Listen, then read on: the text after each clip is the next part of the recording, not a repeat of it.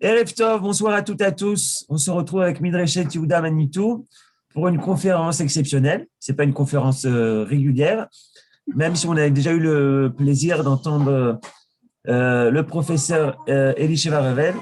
Je rappelle que le professeur Elisheva Revel a été directrice du département d'histoire de l'art de l'Université hébraïque de Jérusalem. Et votre domaine, c'est le domaine de l'iconographie ou l'icographie, je ne sais pas comment on dit. Non, l'iconographie. L'iconographie, c'est ce qui me semble, hein, une erreur de frappe. L'iconographie biblique juive, et également l'iconographie chrétienne du Moyen-Âge. Et donc, ce soir, avec vous, pour Midreshet Yehuda Manitou, on va parler de l'art juif. C'est parti pour une conférence Découvrir à la découverte de l'art juif. Bechavod. Bonsoir à tout le monde. L'iconographie, c'est pas une maladie, ça vient du mot iconine en grec, ça veut dire la science des images. Et en ça, l'histoire de l'art est différente de l'enseignement de l'art, par exemple, qui est quelque chose qui se fait, qui se présente, mais l'étude des images est différente. Elle utilise les textes, que ce soit des textes théologiques, que ce soit des textes scientifiques, que ce soit des textes philosophiques, qui sont l'arrière-plan des images. Alors aujourd'hui, ensemble, on va aller à la découverte de l'art juif qu'il faut découvrir, parce que, aussi bizarre que ça paraisse, pendant de nombreux siècles, il a paru évident pour tous les historiens de l'art, pour tout le public de l'art scientifique, que les Juifs n'avaient pas d'affinité pour l'art visuel, pour l'art figuratif. On se basait très simplement sur le second commandement, nulle part, ni ce qui est au ciel, ni ce qui est sur la terre, ni ce qui est dans l'eau sous la terre. Par conséquent, on ne peut pas avoir d'art, puisqu'on ne peut pas figurer les choses. Alors, on partait de ce principe, les grands savants qui s'occupaient de l'art de toutes les périodes et de toutes les religions et de toutes les cultures, en affirmant que les Juifs ne connaissaient que la poésie, la musique, les sciences littéraires, mais absolument rien à l'art. À la fin du 19e siècle, on a accepté l'idée que les Juifs avaient copié l'architecture de leur Bate Knesset, de celle des églises, ce qui est en partie vrai, mais qu'il n'y avait pas eu vraiment de début de choses de ce genre-là, qu'à Capharnaüm, l'église où Jésus avait été précédait la synagogue, il n'y avait pas de problème de date, et il y avait rien. Il n'y avait rien à discuter parce que le second commandement empêchait totalement l'utilisation de l'art. Alors, je vais vous emmener maintenant de Dora Europos à Tzipori, c'est-à-dire en fait de 1932 à 1993, aux deux pôles de la Révolution qui a commencé et fini d'affirmer la science de l'art juif et une position académique par rapport à elle. J'ai donc dit que l'art juif n'existait pas à cause du second commandement, mais personne ne s'est donné la peine, parmi tous ces grands historiens et savants, de lire la deuxième partie du deuxième commandement. Lo ta'aseh lecha pesel v'chol tmuna, lo tishtachave lahem ve'lo ta'ovdem, ki ani Hashem Elokechem. L'art est interdit pour des raisons d'idolâtrie, pour des raisons de service religieux à des dieux qui sont niés par le monothéisme juif. Et si on lit ces deux commandements, ou la deuxième partie du second commandement ensemble, on s'aperçoit qu'en fait, une porte est ouverte. Celle qui a été ouverte très rapidement, dans les mêmes textes, par la nomination de Betzalel comme le premier artiste du monde juif. Pour la construction du Mishkan, pour le service de Dieu, pour le Pulchan, l'art est permis. Et Maléoto, dit Akadosh Baruch Hu, en parlant de Betzalel, Ruach Elokim, be Chochma, be Bina ou Bedat, ou be Kol Melacha. Alors, si on traduit ce verset, on s'aperçoit que la première qualité de cet artiste choisi pour construire, suivant le plan divin, le Mishkan, sa première qualité, c'est d'être rempli de Ruach Elohim, de l'esprit divin. Et par conséquent, un artiste, c'est pas un technicien. Un artiste, c'est quelqu'un qui travaille en fonction de ce qui lui est demandé par les injonctions divines. Ensuite, il est un sage, il est un savant, il est tout à la fin un technicien, de kol melacha, mais la melacha, elle vient à la fin. Donc, quand on se donne la peine d'étudier les textes, on peut se rendre compte que la porte, effectivement, était ouverte pour l'art juif. Elle était ouverte dans le cadre de ce que nous allons voir aujourd'hui, qui est une façon d'exprimer l'identité juive à travers sa théologie, à travers sa philosophie, Marchevet Israël, à travers ses textes, les Midrashim, et à travers une identité qui est très souvent nationale et définitive par rapport au peuple juif, pas seulement par rapport à un individu. Alors nous allons commencer notre parcours en 1932 par cette très belle image qui nous montre le Tel, c'est-à-dire la petite colline sur laquelle était construite la petite ville de Dora Europos il y a très longtemps, le long de l'Euphrate que vous voyez derrière. C'est une image qui a été prise relativement récemment, c'est ce qui reste des fouilles archéologiques qui ont été faites entre 1920 et 1932 autour de ce Tel, qui se trouvait dans un désert au pied de l'Euphrate, tout à fait isolé, et dont on savait par un certain nombre de textes accessoires du coin, Dora Europos se trouve entre Alep et Damas, en Syrie. Sur le chemin des voyageurs et des hommes d'affaires de l'époque, d'abord des Romains et ensuite des Perses. La petite ville de Dora Europos a été conquise par les Perses en 253, détruite par eux, 253 de l'ère chrétienne, détruite par eux et rasée jusqu'au sol et jamais reconstruite. Une expédition de l'université de Yale aux États-Unis et du département des archéologies français en 1920 a commencé à creuser dans ce Tel. Maintenant, il faut que vous vous imaginiez quelque chose que nous connaissons beaucoup moins aujourd'hui. Un endroit au milieu d'un désert. On ne sait pas exactement s'il y a quelque chose ici ou là, mais la manie du début du 19e siècle est de creuser là où il y a un tel, là où il y a un monticule, sans savoir ce qu'on va trouver. Aujourd'hui, Jackie nous a envoyé une très belle vidéo de la découverte de Beth Midrash il y a quelques années à Rouen. Ce qui s'est passé là, c'est qu'il y a eu un chantier de construction. Et on a creusé, on a découvert par hasard quelque chose avec une inscription qui rappelait qu'il y avait eu là au XIe siècle un Beth Midrash. Ce qui a été découvert à Dora Europos est absolument incroyablement impossible à imaginer.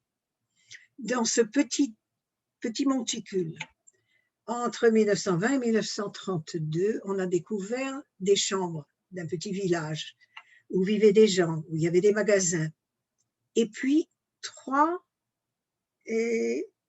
édifices qui ont servi à des religions différentes. Une petite chambre destinée à Mitra, le dieu païen, une autre chambre encore plus petite qu'on appelle un domus ecclésiae, c'est-à-dire une chambre d'église destinée à un groupe de premiers chrétiens.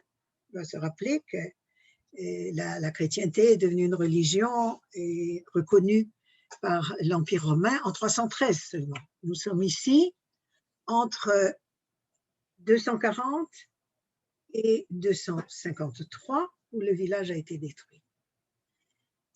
Et il y a eu un 3e édifice qui a été découvert, lui, en janvier de 1932 et qui est très vite qualifié de synagogue. Comment peut-on décider quelle est la qualité de cet édifice? Il y a un certain nombre de choses et d'objets qui existaient avant 1932.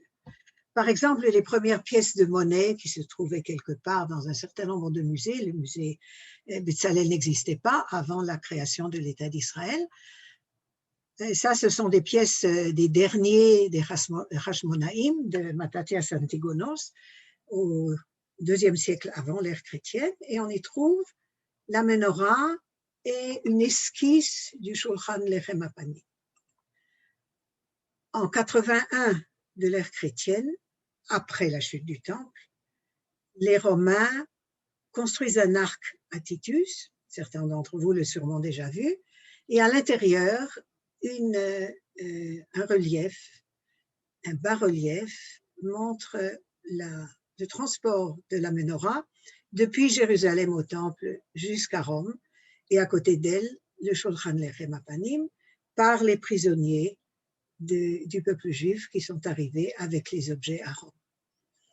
Non, ne me demandez pas ce que la menorah est devenue, et elle a vraisemblablement, vers le 8e siècle, été fondue pour qu'on utilise l'or pour en faire des objets liturgiques. Elle se trouve nulle part dans les caves du Vatican, il ne faut pas se faire aucune illusion. Seulement, c'était des symboles juifs connus et qui identifiaient dans les catacombes de Rome les juifs qui y étaient enterrés et qui permettaient de dire, mais il y a une forme d'expression juive qui est traversée par l'utilisation d'un certain nombre de symboles. Et j'ai consacré un article à cette pièce de monnaie qui est le tétradraque de Bar Korva, qui a été utilisé et frappé par les hommes de Bar Korva, alors que l'initiative du frappement des pièces de monnaie n'était autorisée qu'à l'empereur. Bar Korva l'a pris à son compte en utilisant son nom autour de cette façade, Shimon Bar Korva, et de l'autre côté de la façade, il y a un lulav, un étrog et les plantes qui sont attachées au lulav, et une écriture en hébreu ancien, le Geulat Yerushalayim. C'est la première fois, en fait, au milieu du IIe siècle, quand déjà l'État juif n'existe plus, quand déjà une partie des Juifs sont dans la Gola, quand déjà il ne reste que Bar Korva et ses hommes pour se battre après la chute de Masada, après tout ce qui s'est passé entre les deux révoltes. C'est un moyen pour Bar Korva d'atteindre le peuple juif, de lui envoyer un message. Alors, une pièce de monnaie, ça sert à acheter, ça sert à faire du commerce, mais ça sert, et c'est pas seulement dans l'art juif, ça sert à transmettre un message. Chez les Romains, le portrait de l'empereur, de son palais, de ses conquêtes. Chez Bar Korva, et pour la première fois, de quelque chose qui ne peut parler qu'au peuple juif et qui doit lui parler dans les termes de la révolte. Le verset de Melachim Aleph, Chet et Bet parle de la consécration du tabernacle, Reach Haetanim, Bechag, Sukkot prend le nom de Chag, Hu HaChodesh HaShvi'i. Sukkot et donc les symboles du lulav et de l'étrog sont symboliques de l'importance de Sukkot au temple, mais aussi dans la vision messianique des prophètes.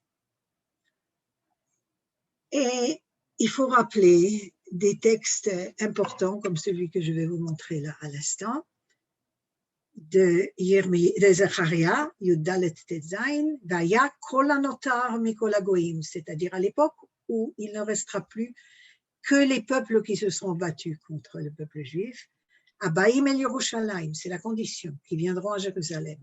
Ve'alu midei shana b'shana leishtachavot lemelech Hashem tzvaot ve'lachog et chag HaSukkot. La fête œcuménique qui réunira tous les peuples qui reconnaîtront Dieu aura lieu à Yerushalayim, Bechag HaSukkot. Et si nous retournons maintenant à l'image précédente. Voilà. On voit que de l'autre côté de la pièce, du côté du nom de Bar Kokhba et non celui de Jérusalem, il y a une façade de temple comme sur les pièces romaines, avec 4 colonnes, et puis à l'intérieur, un petit édicule avec un arrondi sur le haut de ses pieds. C'est l'Aaron Abrit à l'intérieur de la façade du temple. Or, si on regarde ça, on se dit, c'est même un tout petit peu bizarre, Bar Kokhba, il a choisi la façade du temple, on peut comprendre, c'est le Geulat Yerushalayim. Mais qu'est-ce que l'Aaron Abrit vient faire dedans? L'Aaron Abrit était présent. Excusez les avions de notre terrain d'atterrissage militaire à côté de Maskeret Batia. L'Aaron Abrit était présent dans le tabernacle. Il est monté avec le tabernacle à Yerushalayim. Il a été déposé dans le Kodesh HaKodashim du temple. Il y est resté pendant toute la vie du premier temple.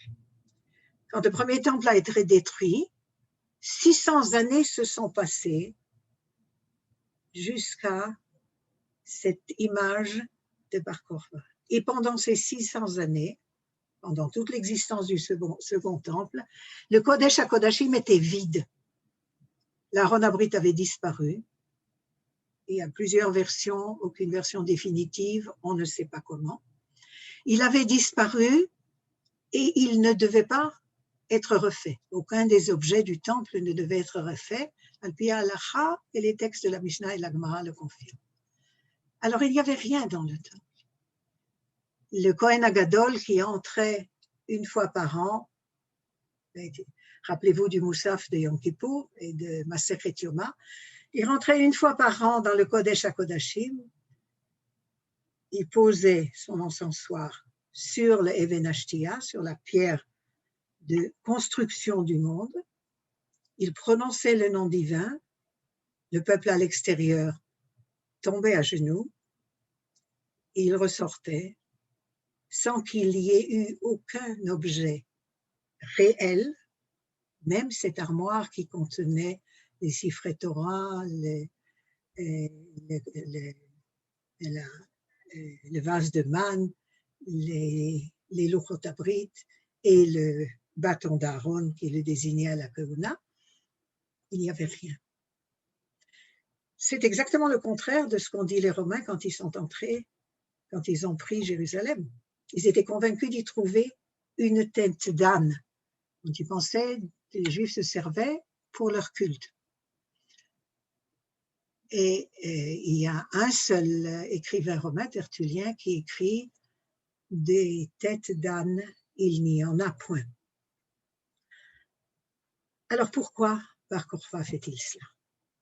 Parce que si on lit le verset de Jérémie, au chapitre 3, le verset 18, « Vehaya ki tirbu pritem ba'aretz bayamim ha'ema ne'um Hashem » c'est-à-dire au moment du retour dans le pays, « Lo yamru od Aaron Brit Hashem » on ne dira plus « Arche d'alliance de Dieu ». « Velo ya'ale alev » on ne la reconnaîtra plus. « Velo yizkeru ba » et on ne s'en rappellera plus. « Velo yifkedu » Velo ya'ase od. Alors, en fonction de ce verset, que veut dire Bar Kokhba? Oui, l'arche a disparu. Oui, effectivement, il n'y a plus rien dans le temple. Il n'y a plus rien eu dans le temple. Mais pendant 600 ans, le judaïsme a continué à fonctionner. Sans rien, sans objet physique, avec un temple qui était comme la présence divine, transcendant et émanant, invisible, inconnu, intouchable. Et quand est-ce que ça arrivera? Quand arrivera-t-il que tout cela sera reconnu par tout le monde? Au retour d'Israël dans son pays. Mais maintenant, ne vous imaginez pas que c'était le genre de choses qu'on était capable de comprendre au début du XXe siècle. Personne ne s'est donné la peine d'aller chercher les versets qui pouvaient aller avec le peu d'objets que l'on connaissait. Et on a continué à dire, y compris dans le monde juif, avec le premier livre sur l'art juif qui a été écrit en allemand par Ernst Kronwiner en 1922 qu'il y a des objets avec une menorah, des objets avec le loulav, des objets, même certains qui ont été découverts dans les catacombes romaines, comme ces verres dorés, il y en a 2 au musée d'Israël, qui présentent un Aaron ouvert, qui est en fait un Aaron HaKodesh, qui a remplacé dans les Bate Knesset l'Aaron Abrit d'il y a 600 ans. Il y a pour le plaisir de la symétrie 2 ménorotes, il y a un loulav au milieu, il y a un très gros destrobe, il y a un chauffard, qui est le chauffard du Mashiach. Tout cela existait, c'était des objets courants, dit-on. Aujourd'hui, nous savons que c'était des objets qui servaient à la tahara des métim et qui permettaient de reconnaître dans les catacombes, et quelquefois étaient mêlés des juifs, des païens et de jeunes chrétiens, les tombes qui appartenaient à des juifs.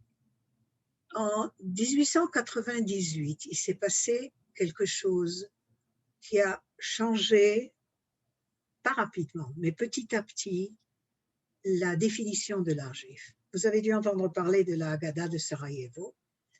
1898, un petit garçon de la communauté juive de Sarajevo est entré un matin au Cheder et a dit à son maître, mes parents me demandent si quelqu'un veut acheter ce livre illustré, c'est une Haggadah de Pessah, on n'a plus d'argent ou pratiquement plus d'argent pour vivre. Si quelqu'un l'achète, ça nous rendra bien service. Or, c'était une Haggadah dont il y avait un colophon qui disait qu'elle avait été faite à Barcelone au XIVe siècle, une Haggadah d'origine sfarade, et qui s'était répercutée pendant des générations de père en fils à Sarajevo, et qui a été très vite découverte par un historien de l'art juif qui s'appelait David Kaufman, qui l'a publié bien sûr en noir et blanc, pas les images qu'on voit ici. Un certain nombre d'images figurent aujourd'hui dans toutes nos Haggadot avec des mots enluminés et des histoires enluminées. Mais à la fin de la Haggadah, il y a un cycle complet historique qui commence comme ici à la création divine par des rayons qui représentent Dieu, Adam et Ève et la création de Dieu, la création de la femme, le serpent, avec, direz-vous, nous sommes sur un manuscrit juif, vous êtes sûr? Il y a des textes écrits en haut, tout autour, Iné Adam Vechava, ils sont nus et on distingue entre les deux. Qu'est-ce que ça veut dire ça? Ensuite, il y a des images comme celle du passage de la mer Rouge et de la Shiratayam par les femmes. Ensuite, il y a les dons de la Torah au mont Sinaï, Moshe qui reçoit les Luchot. Et en haut, bien sûr, il n'y a pas de représentation divine, il y a un chauffard qui sonne très fort, et là, Raphaël, ou Toro, à Elohim. Alors, la première chose qu'on peut constater, nous, parce qu'on a une réflexion d'aujourd'hui, c'est qu'on aurait dû découvrir très vite que cette Haggadah avait été écrite par des gens qui savaient très bien qu'ils ne voulaient pas représenter la divinité et qu'il fallait qu'ils trouvent des solutions à cette question-là. Mais une autre question s'est posée. Bon, d'accord, il y a des images, il y a des hommes et des femmes, on les distingue très bien, il y a même des nus. Mais c'est un texte qu'on utilise à la maison, autour de la table du Seder. Ça ne se promène pas au Beit Knesset, ce n'est pas un texte sacré. Et en plus, c'est sûrement un livre qui a été fait pour les enfants, pour les amuser. Vous trouvez peut-être ça drôle, mais on a trouvé ça dans tous les textes du début du XXe siècle. Et ils considéraient la Haggadah de Sarajevo comme quelque chose qui est particulièrement bizarre et hors des habitudes des Juifs, y compris si on y retrouve l'idée de Bar Kokhba de montrer à l'intérieur d'une architecture qui est une architecture gothique de l'époque, le style est celui de l'époque, ce n'est pas un style juif, ça n'existe pas un style juif, et où on voit les Luchot Abrit à l'intérieur du même petit bâtiment à la courbure haute avec les ailes des chérubins, donc on sait parfaitement, pardon, je vais retrouver mes ailes tout de même, oui, les voilà, et on sait parfaitement qu'il s'agit de l'Aaron Abrit dans le temple.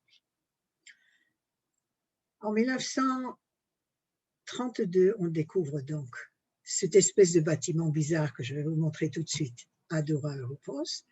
Mais on se rappelle qu'en 1930 et 32, Eliezer Soukenik, en Israël, avant la création de l'État d'Israël, archéologue de grand renom, déjà avant ses découvertes, découvre la mosaïque du sol de Beth Alpha, du Beth Knesset de Beth Alpha, qui lui aussi a une date du milieu du VIe siècle, et qui lui aussi, et cette fois on le sait de façon évidente, a été fait par deux artistes juifs qui ont signé sur la mosaïque de leur nom, Marianos et Hanina.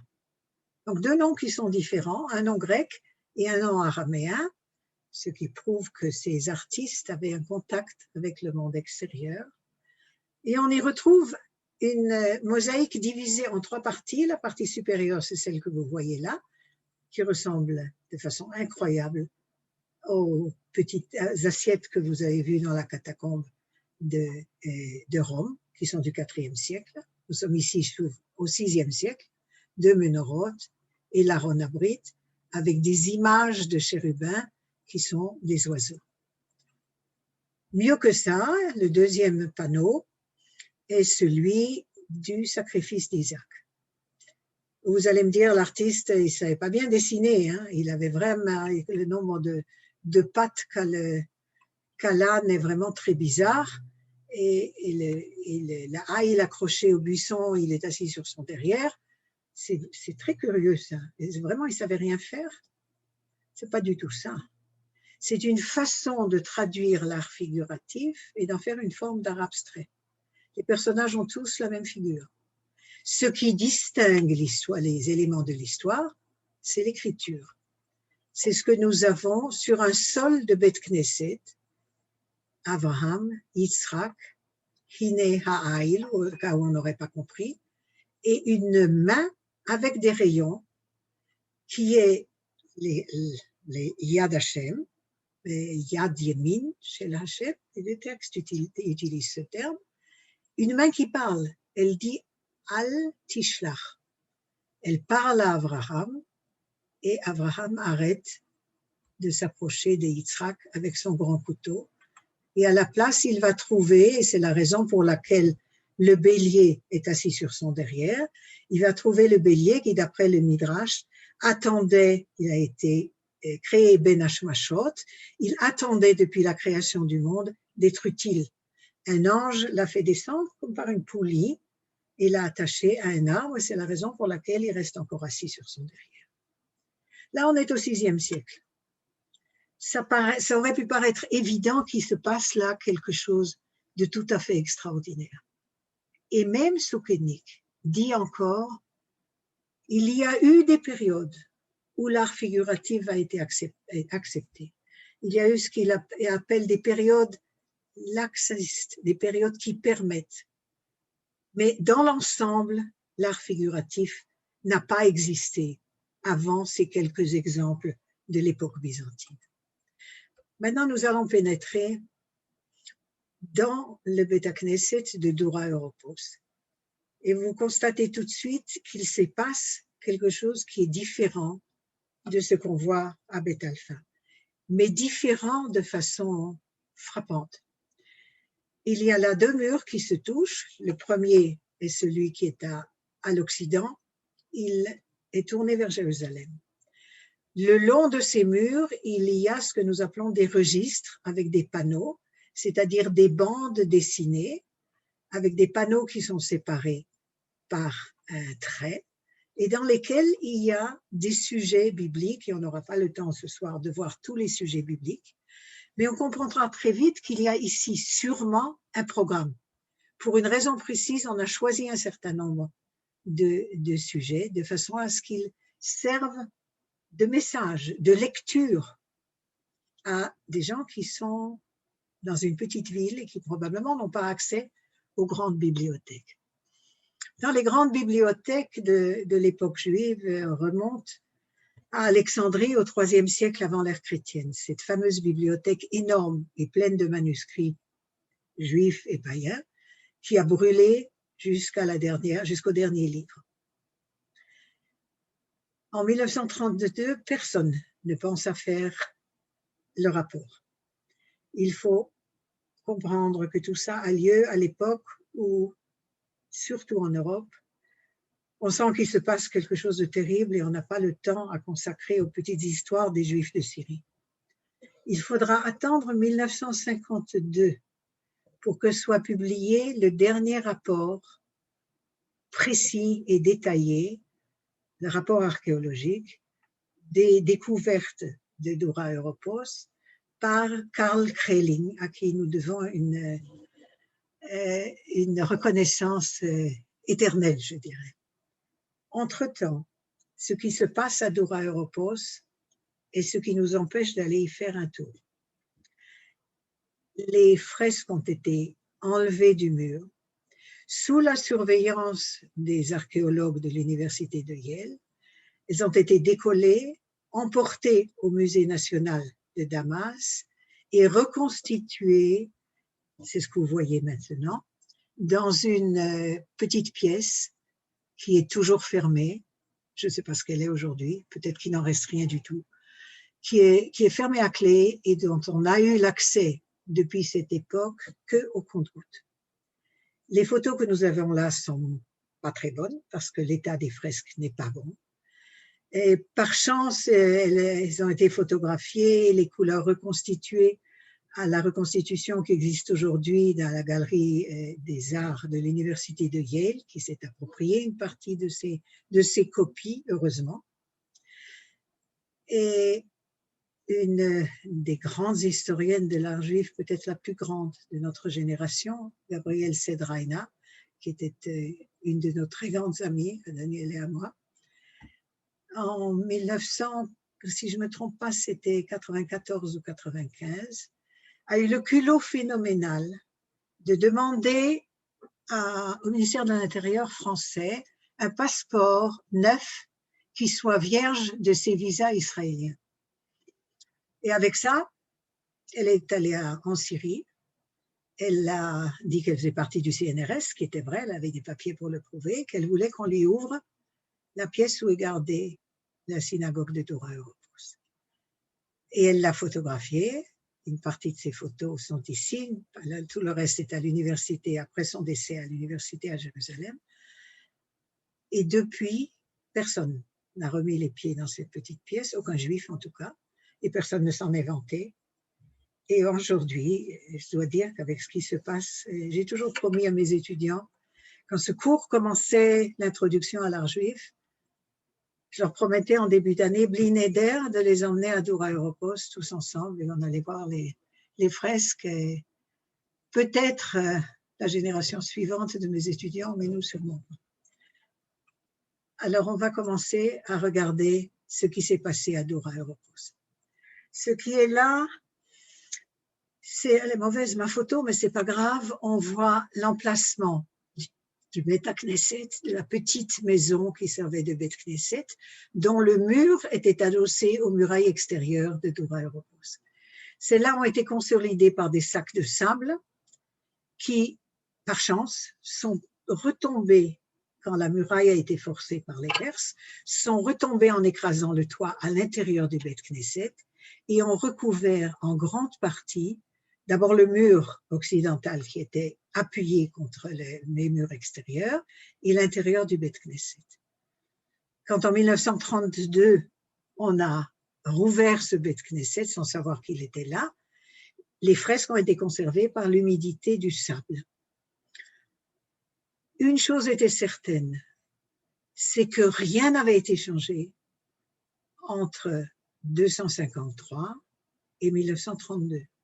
Rien n'a été reconstruit sur l'autel de Dura Europos, ni un village, ni un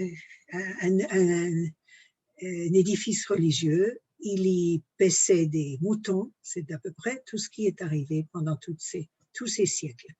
Par conséquent, on a devant nous quelque chose qui est... Oh, excusez-moi, je voulais revenir là. Voilà. On a devant nous quelque chose qui est authentique, et qui date, il y a une date, suivant le calcul séleucide, qui date de 244 de l'ère chrétienne. On entrait dans le Beth Knesset à travers, vous voyez ce trait rouge, à travers les différentes chambres qui servaient sans doute de Beth Midrash, d'hôtel, de restaurant, etc., dans un grand Hatzer, dans une cour, et de là, on rentrait dans le petit bâtiment, dont on voit ici l'organisation intérieure. Il y avait des bancs sur les côtés, lesquels s'asseyaient les comment on dit, les priants, les gens qui priaient, et les fidèles, voilà. Et là, sur les côtés, on voit les différents panneaux et l'endroit, de façon très claire, où les sacs de sable se sont écroulés et ont protégé une partie des fresques. Au milieu du mur qui s'est tourné vers Jérusalem, une conque à l'intérieur desquels il y a des escaliers pour y monter, dans laquelle il est évident qu'on posait les siffrés Torah, qui ressemblent étonnamment aux objets qu'on a vus dans les catacombes. Je vous montre ici un des autres bâtiments de Dura Europos, beaucoup plus simple et beaucoup moins décoré, qui est le Domus Ecclesiae, le lieu de réunion des premiers chrétiens qui à ce moment-là n'étaient pas reconnus, qui étaient chassés de partout, et où il y a des motifs qui étaient classiques à cette époque-là pour les chrétiens, l'histoire de Jonas et du poisson, qui est un symbole de Jésus dans les textes chrétiens, et les 3 femmes qui vont visiter le tombeau de Jésus et qui le trouvent vide. Vous voyez que c'était une toute petite pièce, très peu décorée. Ici, il y avait le bon pasteur, Jésus qui court derrière le mouton qui s'est perdu, qui est aussi une traduction de l'histoire de Moshe derrière la petite Kissa. Mais c'est absolument pas comparable à ce que nous voyons à Dura Europos, qui est couvert d'images, comme si on avait un livre ouvert devant les yeux. Aujourd'hui, nous savons que parmi tous les livres que nous avons perdus, tous les manuscrits enluminés que nous avons perdus entre l'incendie de la bibliothèque d'Alexandrie et les autodafés espagnols et le magnifique feu qu'on a fait à Paris derrière Notre-Dame en 1242, où ont été brûlés 35 charretées de manuscrits juifs, dont certains étaient sûrement enluminés. Il y a des témoignages comme celui-là, qui prouvent que ce qu'on voit ici, c'est pratiquement les pages d'un livre, qui prouvent qu'il existait des livres qui ont servi de modèle à Dura Europos. On ne peut pas envisager que Dura Europos ait été un exemple qui a servi à d'autres. C'était, on dirait aujourd'hui, c'était un trou. Il y passait des marchands de temps en temps. Et ce Beth Knesset a vécu pendant un tout petit peu plus de 10 ans. Il n'a pas pu servir de modèle à quoi que ce soit. Il a d'ailleurs mis très longtemps à être reconnu comme un modèle. Entre 1932 et 1952, il y a un certain nombre d'articles qui ont été publiés qui aujourd'hui sont presque ridicules.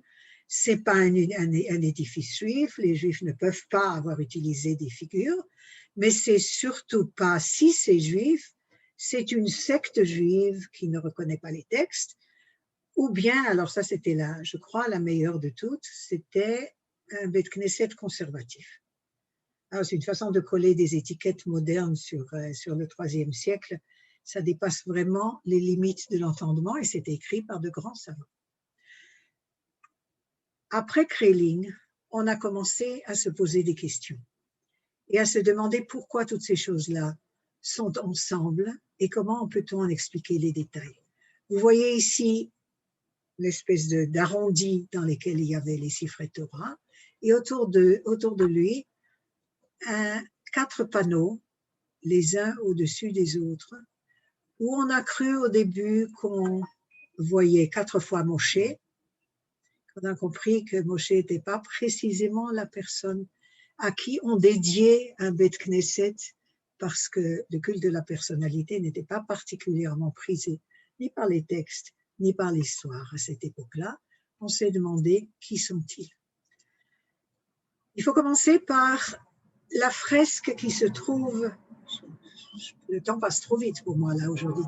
La fresque qui se trouve au-dessus de l'armoire de la Torah et qui présente une menorah, non, je vais retourner en arrière une fois, une menorah, un loulav et un détrope tout à fait schématiquement dessinés, la même façade avec la ronabrite à l'intérieur que sur le tétradar de Brakova, et plus que ça, de ce côté-là, une description de la Akedah. Pourquoi la Akedah à côté de la façade du temple? C'est évident, la Akedah a eu lieu au Har HaMoriah. Le Har HaMoriah recevra le temple quelques générations plus tard. Ici, on trouve les haïls accrochés à l'arbre. Et alors là, de nouveau, les savants disent avec beaucoup de joie, vous voyez bien, les figurations, elles ont été ajoutées par quelqu'un d'autre. Ici, c'est la première phase, mais il n'y a pas de figuration, il n'y a pas de visage. Seulement si on regarde bien, et surtout, j'espère que vous le voyez bien, ici, le vêtement d'Abraham, je prends par ici, le vêtement d'Abraham et le joli cercle qui dessine son dos. Vous voyez aussi ses jambes, ses pieds qui sont dirigés vers l'intérieur de la fresque. Il regarde la petite tente qui est devant lui avec un personnage dedans. Ce même personnage est à nouveau dirigé vers l'intérieur, comme le visage d'Isaac, qui n'est visible que de l'arrière. On voit seulement ses cheveux. Et tous sont dirigés vers une main, de nouveau une main, comme celle qu'on verra plus tard avec Alpha, qui indique le Mikdash. C'est un langage extrêmement sophistiqué. Abraham a reçu la promesse. Il a suffisamment de foi en Dieu pour être capable de sacrifier son fils qui est le pôle de la promesse. Et la main indique que la promesse divine ira jusqu'à la construction du Mikdash, à l'endroit même où il se trouve. Or, si on cherche comment dans cet ensemble, dans cette composition si symbolique et si forte, l'artiste peut exprimer d'une façon ou d'une autre la présence divine, il faut se rapporter à ce que Dieu dit à Moïse. Vayomer Elohim el Moshe. Moïse lui demande, qu'est-ce que je vais aller dire au peuple d'Israël? Ils vont venir me demander qui t'a envoyé, je dirai, Dieu m'a envoyé, qui c'est Elohim? Vayomer Elohim el Moshe, Eye asher eye. Vayomer, ko ta'amor lebnei Israël, Eye shalachani elechem. Vayomer od Elohim el Moshe, ko ta'amor el bnei Israël, Hashem Elokei avotechem, Elokei Abraham, Elokei Yitzhak, Elokei Yaakov, Shalachani Elechem. Ze Shmi leolam, Ze Zichi le dor vador. Et ici, Akadosh Baruch Hu dit exactement à Moshe ce qu'il dira un petit peu plus tard au chapitre 33. Vayomer lo le Moshe, Lo tuchal lirot et panai, ki lo yirani adam vachai. Que fait ici l'artiste? Il utilise ces deux psukim. Il représente ici Dieu comme Elokei Abraham, Elokei Yitzhak, Elokei Yaakov. Où est Yaakov? Dans la petite tente que vous voyez là. Yaakov Yoshev Ohalim. Yaakov, il vit dans la tente. Et la main, qui est la main divine, qui est la main qui agit, qui est la main qui fait, Ayad Agdola, Ayad HaChazaka chez la Kadosh Baruch Hu, est aussi plus que la représentation divine. Elle est un peu comme dans nos ordinateurs avec ma flèche, elle est une indication. Par là, continuez à regarder par là, vous verrez où je me trouve, et continuez à lire jusqu'à au Chazon de Zecharia, Lo b'chayil v'lo b'choach im beruchi, la vision de la menorah de la fin des temps. Ça, c'est une façon d'utiliser ce qu'on savait, mais pas ce qu'on voyait, de l'Aaron Habrit. Personne n'a pu voir. 600 ans après, personne ne vivait plus qui avait pu voir ou qui avait entendu dire à quoi ressemblait l'Aaron Habrit. Les indications du texte biblique ne sont pas suffisamment claires pour qu'on sache exactement à quoi il ressemblait. Mais vous avez là une image qui est frappante, qui vient du livre de Moshe Levin, Melechet HaMishkan, où on voit les Kruvim qui étaient sur le caporet de l'Aaron Habrit, qui étendent leurs ailes l'une vers l'autre quand le peuple d'Israël se conduisait. Suivant la loi divine, ils se regardaient et leurs ailes se touchaient. C'est exactement le petit, comment dirait ça, le petit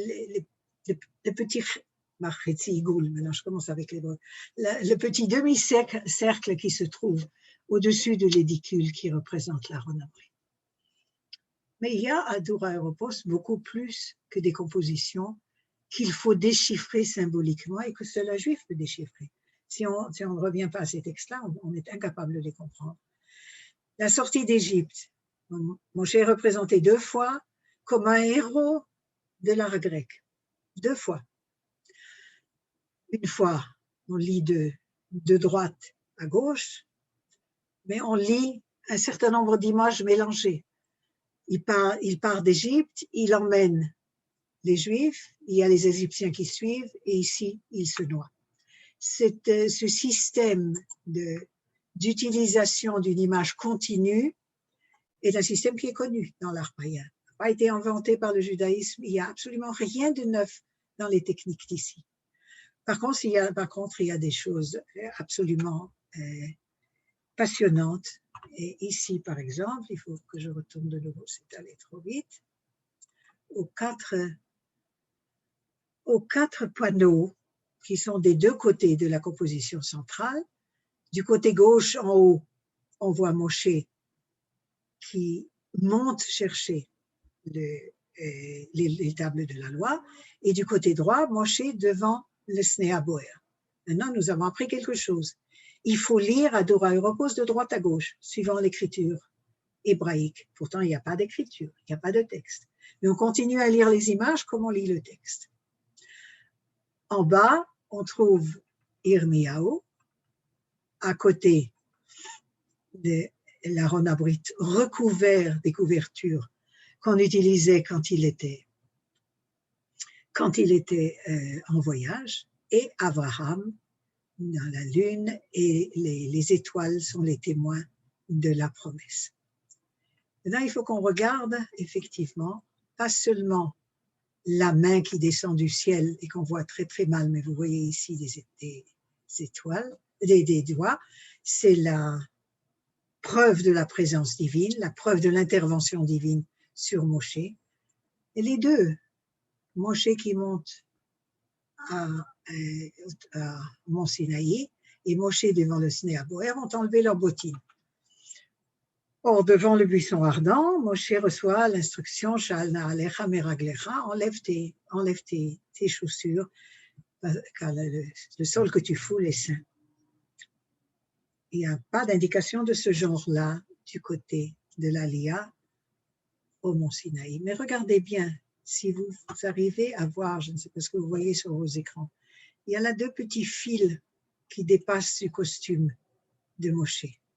On les voit un tout petit peu moins bien de ce côté, on les voit encore, malheureusement, pas tout à fait assez bien, mais ici, non, l'arche ne nous intéresse pas, mais là, de ce côté, Bekanfot Atalit, ce sont des tzitziot. Ce sont des tzitziot les mêmes qu'on a trouvés à côté des talitot des hommes de Bar Kokhba, à l'endroit de leur sépulture, dans les cavernes de la mer Morte. Des tzitziot qui faisaient partie du vêtement des hommes du IIIe siècle à Dura Europos, qui se représentaient Moshe et Yirmiyahu et Abraham comme des hommes juifs de tous les jours, avec ce qu'on appelle en grec les sigmas, qui sont les bandes qui se trouvaient sur les vêtements qui servaient de talit. On n'avait pas de talit spécifique, on avait des vêtements qui servaient de talit au IIIe siècle. On trouve à Dura Europos des scènes de textes de la Bible qui sont tardifs, comme dans un petit moment la scène de Purim. Ici, vous voyez une femme qui se penche vers ce qui a été vraisemblablement de l'eau, avec des végétations qui y poussent, c'était le Nil. C'est Pharaon qui donne l'ordre aux sages-femmes de noyer les garçons juifs. Alors maintenant, ne vous effrayez pas, ces couleurs-là n'ont strictement rien à voir avec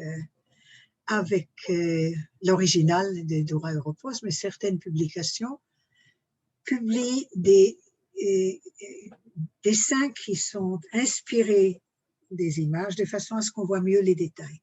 Et ça nous permet de voir une chose.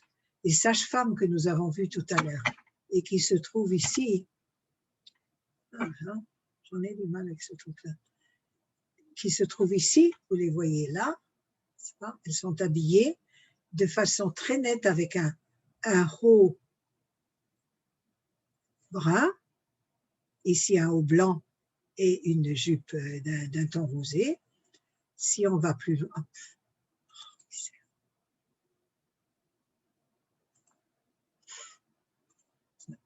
c'est pas celle-là que je veux, celle qu'on avait avant. Voilà. Les sages-femmes sont habillées comme les femmes qui sortent Moshe de l'eau. Vous voyez la différence avec les trois suivantes de la fille de Pharaon. Elles ont des coiffures courtes et pas de longs voiles qui cachent leurs cheveux. Elles ont des jupettes qui servent de tunique avec d'autres robes en dessous. Le vêtement est totalement différent, les couleurs sont différentes. En fait, il y a là un midrash. Les sages-femmes, c'était en fait Yochevet et Myriam qui ont sorti Moshe du Nil. Là aussi, il y a un secret dans la fresque que seuls les Juifs peuvent comprendre. N'importe qui de païen, parmi les Romains ou les Perses, n'aurait pas attaché une importance quelconque à ce détail. Or, il faut dire qu'on parle de Midrashim maintenant, et les textes Midrashim sont essentiels pour comprendre Dura Europos, mais on parle de Midrashim qui n'étaient pas écrits à l'époque de Dura, qui n'avaient pas encore été collationnés, qui circulaient de bouche à oreille. Et on a là une incroyable découverte de l'ancienneté des Midrashim avant qu'ils aient été mis par écrit. Quand nous disons Torah chez Baal Pé, on peut nous dire, mais quelles preuves vous avez? Mais on a des preuves ici. Et on continue en avant parce qu'on n'a pas fini d'analyser Dura Europos. Il y a toutes les fresques qui sont partielles, qui contiennent encore leurs secrets. Ça, c'est Purim. Cette fois, ce n'est pas Pharaon, mais c'est Achashverosh qui est assis sur son trône et lance l'édit de Haman. Oh, pourquoi est-ce que j'appuie là-dessus? C'est pas mal. Qui lance l'édit de Haman dans la direction des hommes qui l'accompagnent et Mordechai sur le cheval et Haman qui le conduit. Là, il y a deux choses qu'il faut voir, qu'on ne voit pas ici, mais qu'on voit quand on a grandi. Tous les hommes ont des yeux. Il n'y a pas de problème de figure divine ici, de figure humaine ici. Mais Haman a les yeux crevés. Ils ont été dessinés et enlevés. Et pas enlevés parce qu'on ne voulait pas le représenter, mais enlevés en signe de revanche contre le personnage, qui de plus marche nu-pied et n'a même pas de brais, il n'a même pas de pantalon. Il a une tunique courte comme les esclaves, il a les jambes nues et les pieds nus, et non pas des sandales et les tuniques comme ceux qui l'accompagnent. Il y a là aussi un certain nombre de midrashim, il y en a énormément, et ils font partie de ce que nous voyons à Dura Europos. Là aussi, les couleurs ne sont pas les couleurs des fresques effacées, mais on y retrouve un panneau des sacrifices au temple. L'entrée triple, l'autel, les autels d'encens, la menorah et l'Aron Abrit fermé, bien sûr, c'est le Mishkan, et le temple en même temps, puisqu'il y a un véritable édifice, et le grand prêtre, dont on vraisemblablement cherchait tout de même à l'identifier, ça ne devait pas être totalement évident, a un nom inscrit Aaron en grec. C'est un sacrifice qui n'a pas lieu encore. Les animaux viennent et les accompagnateurs, les Kohanim, les Lévim qui jouent de la musique, tout cela reproduit des textes du Tanakh. Et on retrouve encore une fois l'Aaron Abrit et on l'identifie de façon évidente par un texte de Shmuel Aleph, les chapitres 5 et 6, où les Bnei Amayoudi font la guerre contre les Philistins et en se croyant très intelligents, la guerre se porte pas très bien, ils décident de sortir l'Aaron Abrit du camp et de l'amener sur le champ de bataille. C'était un des péchés les plus grands. Le résultat, l'Aaron Abrit est pris comme otage par les Philistins, qui l'emmènent sur un chariot tiré par 2 bœufs jusqu'au temple de Dagon à Ashdod. Et bien entendu, les Hébreux ont perdu la bataille et s'en vont défaits.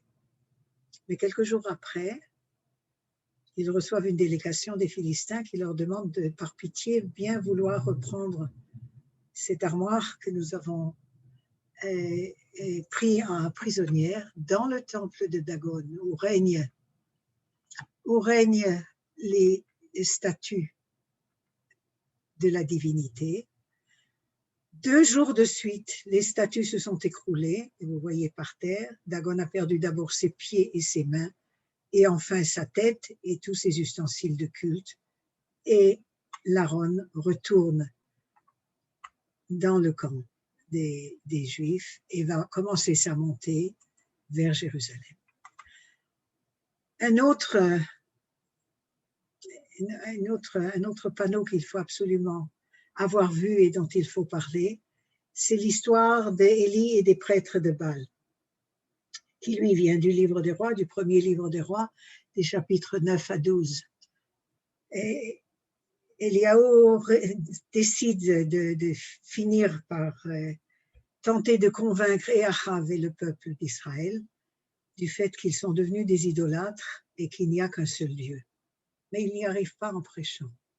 Alors il décide de convoquer, je ne sais plus le nombre exact maintenant, 300 ou 400 prêtres de Baal sur le mont Carmel, autour d'un autel qu'il construit, et où il dit à ces prêtres, je vais y sacrifier une béhéma, mais nous n'y mettrons pas le feu, ni vous, ni moi.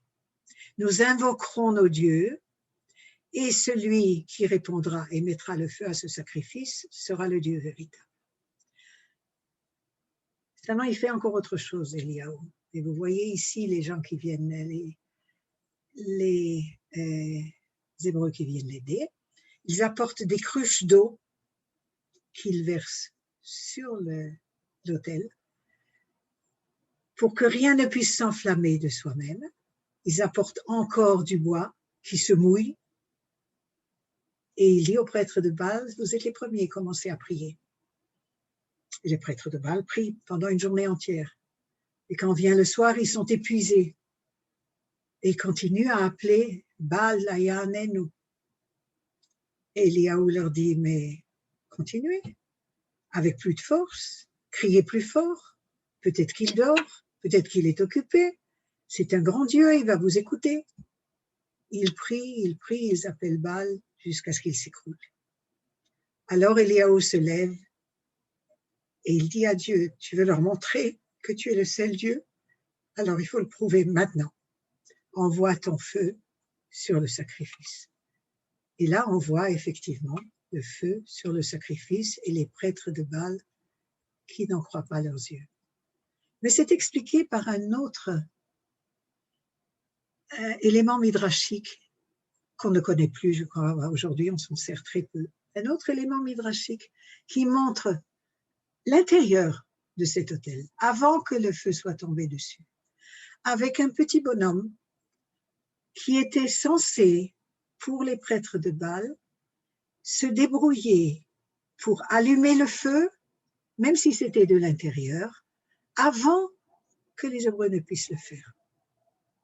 Seulement, vous voyez qu'à côté de ce petit bonhomme se trouve un serpent qui a été envoyé par Dieu pour qu'il morde ce petit homme qui devait fausser le miracle.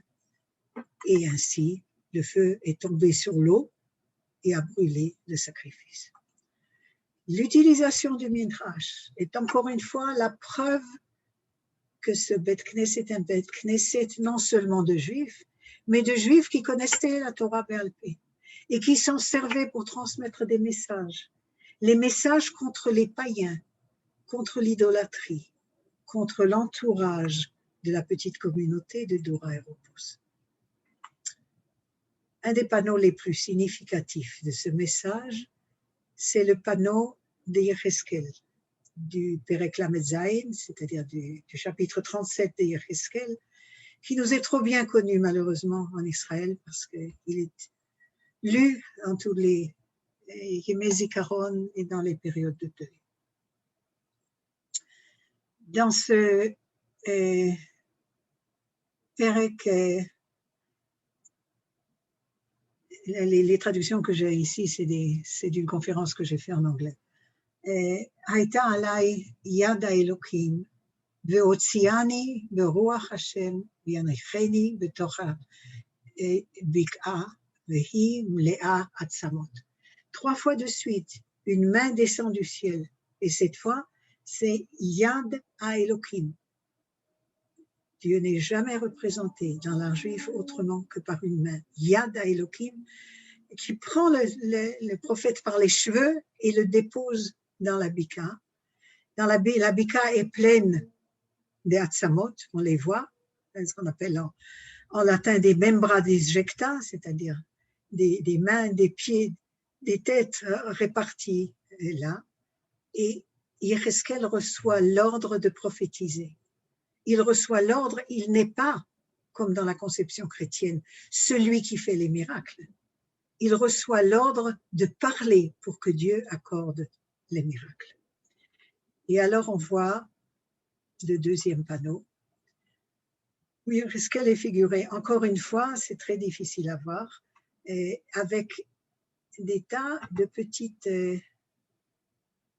personnages, là, ce qu'on appelle des psychés, c'est-à-dire les neshamot avec des ailes qui entrent dans les corps étendus ici. C'est terrible, les associations qu'on a maintenant dans les 3 derniers jours au niveau de ce panneau. Et Yecheskel lui-même qui répète ce que Akadosh Baruch Hu lui a dit de prophétiser. Atzamot ha'ele kol bet Israël hema.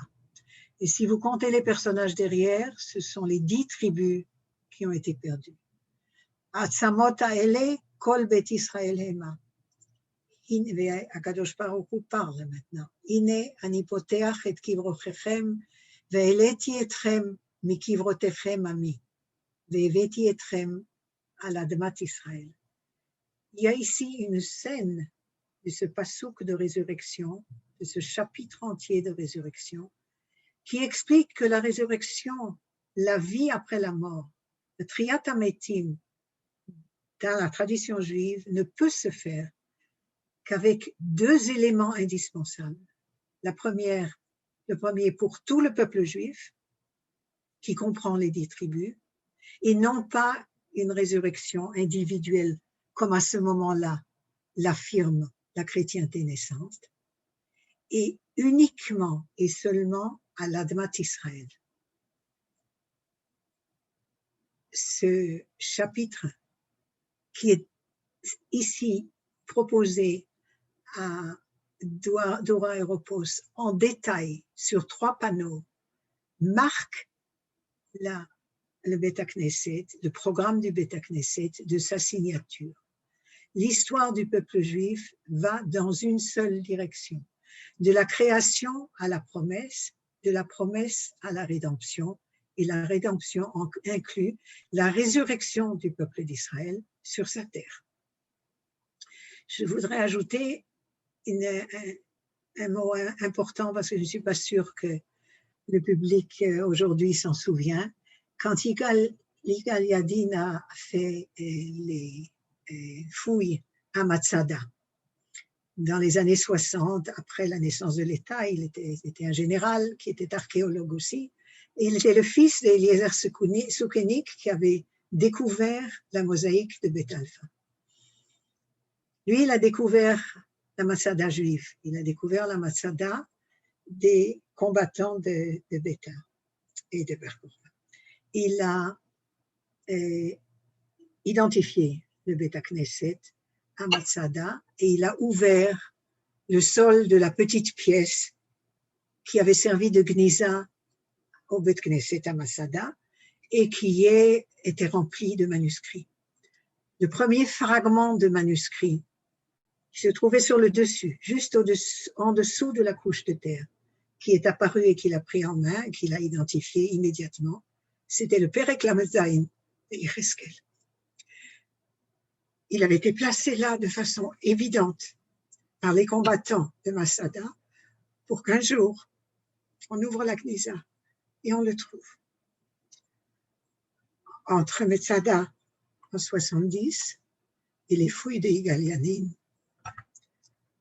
en 1965 et Dora Europos de 242 à 259, il y a un monde d'iconographie des images qui est ouvert, offert au peuple juif comme message qui lui permet de continuer, d'aller de la création, de la promesse à la rédemption. Voilà l'image qu'on a vue tout à l'heure et on voit à quel point le langage de cette iconographie utilise le monde païen, des petits personnages qui peuvent être pris pour des petites idoles et quelqu'un qui pourrait être pris pour une déesse qui insuffle la vie aux morts sortis des sarcophages, mais la main qui figure ici pour une 4e fois dans le panneau de gauche, cette main-là est la main divine et elle est la seule signature. Maintenant, je crois que j'ai dépassé largement mon temps et il faut que je demande à Johan si je peux continuer ou si je vais être obligée de laisser Tzipori pour un Moed Bet. La vérité, tout d'abord, un grand merci. C'était passionnant et même émouvant. Vous avez réussi à faire passer votre amour pour l'art et votre amour également pour les textes de la Torah, de la Bible. Un grand, grand merci. On va peut-être demander à Odile, est-ce que vous avez encore pour longtemps, peut-être laisser le temps des questions. On va ouvrir le micro. J'en ai encore, si je continue, j'en ai encore au moins pour une demi-heure. Alors, je pense qu'on va prendre les questions et peut-être qu'on fera un deuxième volet. Je pense qu'il y a des réactions, des questions. Odile, c'est le contraire de ce que je t'ai dit ce matin, mais ça fait rien. Tout à l'heure. Alors, allume ton micro. Seconde, voilà. Voilà. Elisheva, réouvrez votre micro et vous pouvez également, Odile, tu peux intervenir et voilà, donc oui. des questions, des réactions. Non, mais je crois qu'effectivement, si c'est une demi-heure, on va éventuellement envisager une autre soirée. On va pas assassiner Tzipori en 2 minutes, ça serait dommage. Non, justement, ce serait dommage. Donc, s'il y a des questions… je veux juste dire un mot avant que je ferme la parenthèse de Dora Europos. Quand en 1993, j'ai reçu un coup de téléphone de ce qui était un de mes étudiants à ce moment-là, qui s'appelle Zeev Weiss, qui est aujourd'hui le chef de département d'archéologie à l'université hébraïque, qui est le professeur Zeev Weiss, qui m'a dit on est en train de creuser à Tzipori. Ehud Netzer, le professeur Netzer, Zichrono Livracha, qui a découvert la tombe de Hérode longtemps après, et moi, avec une équipe, on est en train de découvrir un des Bate Knesset de Tzipori. Il y en avait 18, tu le sais aussi bien que moi. Et il y a une mosaïque, il faut absolument que tu viennes voir. Et ça a été alors, à ce moment-là, ça a été la même impression qu'ont dû avoir les gens qui, en 1950, ont décortiqué Dura Europos. On est en train de retrouver la deuxième partie dont on avait besoin pour affirmer que l'art juif dans les Bate Knesset s'est continué jusqu'au 5e siècle, par-delà l'influence de Rabbi Yehuda Hanassi. Ça, il faut le voir avec des détails, et alors vous comprendrez peut-être pourquoi on peut aimer cette profession d'amour. Voilà les questions, à vous. Merci beaucoup. Je ne sais pas pourquoi on a attendu 1 an et demi avant de vous écouter sur Zoom. Bon, parce que je n'étais pas à la retraite encore. J'avais du travail qui était un tout petit peu différent. Bon, alors, les questions, chers amis.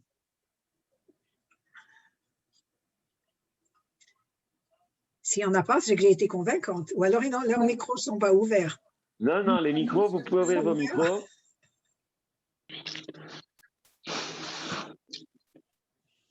Eh bien, on vous remercie cordialement. Je suis très contente. Ils attendent la suite. On attend la suite, effectivement. Ah, bon, s'il te plaît, Odile, pas la semaine prochaine, hein, tu me viens. D'accord. Après Shavuot, d'accord? Après Shavuot, de toute façon. Vraiment la suite. Alors, vraiment la suite, et tu volontiers. Merci beaucoup. Merci, c'était passionnant. C'était passionnant. Et très bien illustré. Ouais. Oui, ça